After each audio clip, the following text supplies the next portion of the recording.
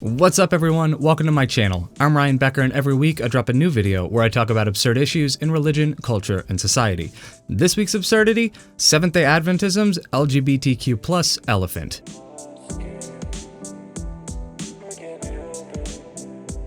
If this is your first time here, thanks for checking out my channel. If that's all you ever do, know that I appreciate you and the time you've spent, as I know your time is valuable. If you want to keep engaging in my content, click that subscribe button and make sure to like this video too. Recently, a friend of mine took to social media to discuss how his local church and state-level leadership, known as a conference in Adventism, have treated him and his family in recent months because of his identity as a gay, celibate Seventh-day Adventist. He did this as a way to hold them accountable, as all other attempts on his part had been rejected or ignored. In doing so, he has reignited an ongoing conversation among Adventists about how we have historically treated and how we currently treat members of the LGBTQ+ community. So in this video, I aim to ensure that positive conversation is continued. Quick disclaimer. This video, in 10-ish minutes, will not be enough to tackle the numerous sins that are the Adventists' attempts at understanding and ministering to LGBTQ+ people. This is a quick look at 4 broad, painfully obvious areas where Adventists, not even the denomination as a whole, but individuals, need to change regardless of the church's theological stance. This is about you and me, not just the system. Change in these issues would not require any fundamental shift in theological position from the church, so don't worry.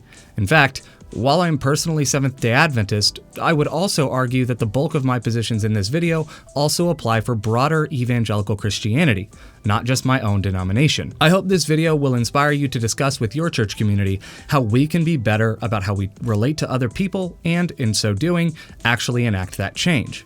So let's dive in. Number 1, a professed belief that same-sex romantic and sexual activity are sinful, but in practice, treating even the attraction or identity as sinful. The current model espoused by the denomination and by many individual Adventists within it is that it's not being LGBTQ+ that is sinful.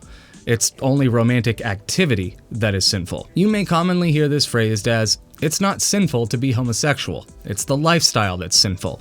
And don't worry, we'll touch on those words momentarily. The few times I have witnessed an LGBTQ+ individual claim they will not be acting on any sort of their inclinations or attractions, church members have still met them with rejection, condemnation, and judgment just for identifying as an LGBTQ+ person. For those who are celibate and still openly identify as LGBTQ+, it is no different than you or me saying what hair color we have. It's just a part of who we are, whether it has any significant impact on our lives or not. All they are doing by continuing to identify that way is being their authentic selves to their church family and community. And that authenticity is unfortunately being met with bigotry and rejection over and over and over again. So one of two things needs to happen.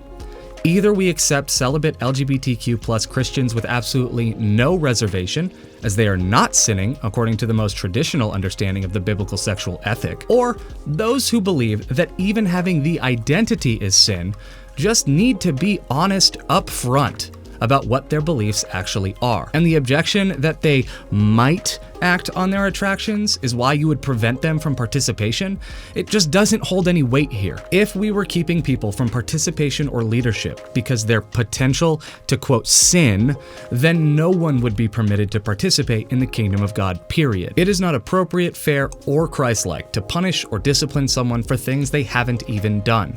Stop holding LGBTQ+ Christians to any standard that you are unwilling to hold any other Christian to, including yourself. Your discomfort with someone's existence is not a biblical reason for exclusion from the kingdom of God, period. Otherness is not a sin. The only time discomfort factors into matters of restriction is when there is an abuser/victim relationship involved. Lying to yourself and others about your beliefs is only causing further pain and is sinning in and of itself. And telling someone that their course of action is right and then turning around and treating them as if it's wrong is not consistent with the gospel.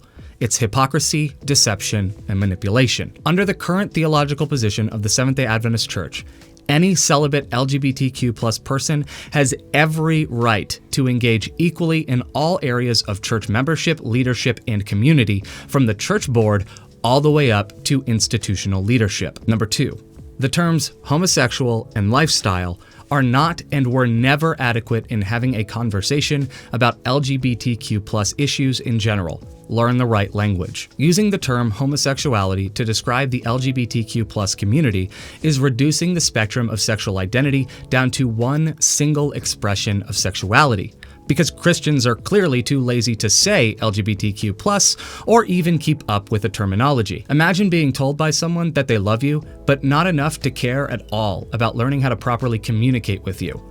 That's the message being sent every time a Christian uses homosexuality to describe LGBTQ+ issues, regardless of how well-meaning someone is in their use of the term. If you cannot accept that there is a spectrum of sexual identity, even if you believe that those sexual identities are sinful for some reason, then every conversation is a non-starter upon hearing the word used this way. It's offensive because it's reductionist, and if someone identifies as anything other than gay or lesbian, it's not even accurate. Speaking of reductionist, lifestyle doesn't make any sense as a descriptor in this context either.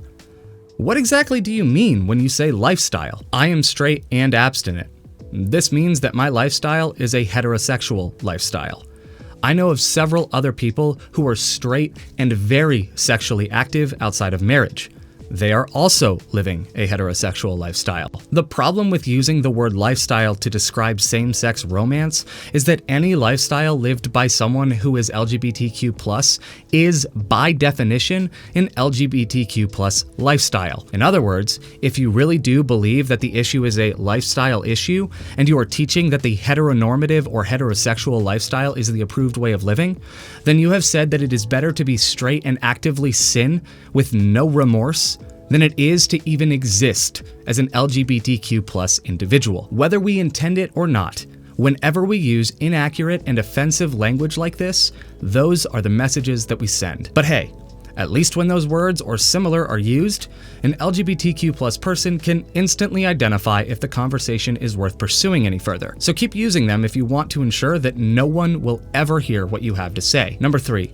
The sinful idolization of marriage relationships. This one is less obvious, but it's painfully clear once you make the connection. As a whole, Christianity has almost always held up that the ultimate experience for humanity outside of a relationship with God is a romantic relationship with a spouse. Every teaching on the matter, even if it doesn't outright say it, basically concludes that to be unmarried is a lesser expression of life, and that those who do not get married are missing out on blessings that God intended for them. This is ironic, given that there was a point in history where Paul was like, yeah, probably don't get married unless you can't control yourself. So the majority of singles ministries in local churches basically just operate as speed dating ministries, since the goal of singles ministries is to eventually ensure that no participants stay single. There is almost nothing I have found among the several Christian denominations I have interacted with that celebrates singleness except as a means to prepare oneself for marriage. So what does this mean for LGBTQ+ people?